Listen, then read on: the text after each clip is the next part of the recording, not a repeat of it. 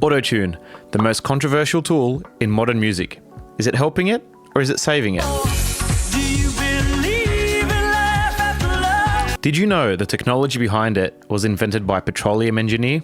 And also, T-Pain and other musicians can sing without it? Today, we're taking a deep dive into the real history of Autotune. Where did it come from? How does it work? Who uses it? And why the hate is mostly just noise. You see, originally, Autotune wasn't made for music. It was made for the oil fields. In the late 80s, Dr. Hildenbrand, a geologist who was working for Exxon, was developing an algorithm to analyze seismic data. Basically, he was using sound waves to see through the ground. Andy also had a passion for music, just like myself. One day at a party, somebody joked and said, "Hey Andy, if you can use your algorithm to fix broken seismic data, can you use it to fix my singing?" So that light-hearted joke was what turned into Autotune. Secretary.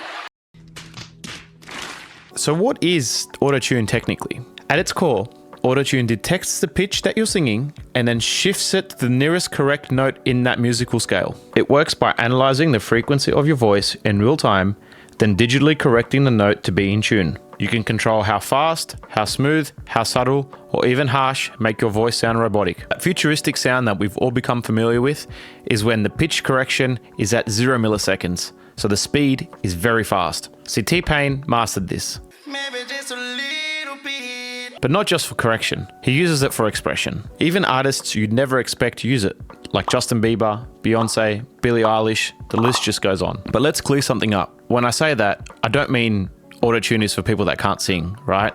It's not a magic wand. You actually need to be able to sing and hold a note for the pitch correction to work properly. People think, and they have the misconception, that it creates talent or it just makes people who can't sing or whatever, right? But in actual fact, it just enhances it and it's a tool, just like anything else. Like imagine you're in a studio session for 4 hours and you've got vocal fatigue. Well, that just helps you get over the line. So let's go through the pros and the cons of Autotune. Pros: creative freedom, efficiency in production, enables experimentation with sound and style, also gives access to those without classical vocal training. Now we have cons: loss of vocal authenticity, over-reliance leading to some flat performances, which then sort of erodes the trust of listeners because they sort of feel a bit deceived, especially when they hear their artist live. So over the years, Autotune has evolved and now we have all different types of Autotune. Melodyne is the most famous one, and now also we have AI, which is starting to come into the game and change things up a little bit more. Skynet has become self-aware. And it's not just used on vocals. Producers like myself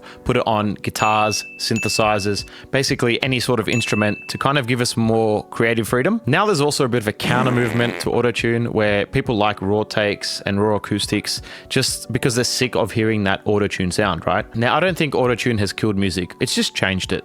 Just like the electric guitar, the drum machine, the sampler, all those things before it, right? Technology comes in and helps and aids and changes the way that we do things.